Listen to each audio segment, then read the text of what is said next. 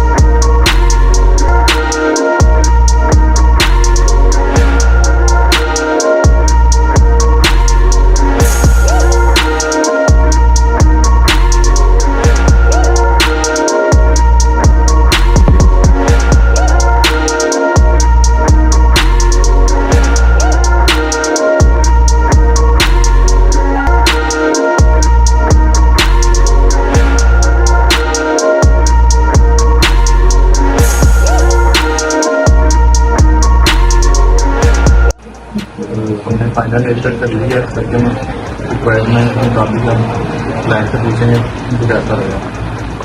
और यार बिल्कुल सही करते हैं, जिसका मैंने बोला था जो कि साइड से पेड है और बीएड मिल रही है, बाकी शुरू में मैंने बिल्कुल सही करके जिसका बोला था उनको, तो उनके पास ही आता हूँ, तो मैं तो कम्प्लीटली सेटिस्फाइड हूँ।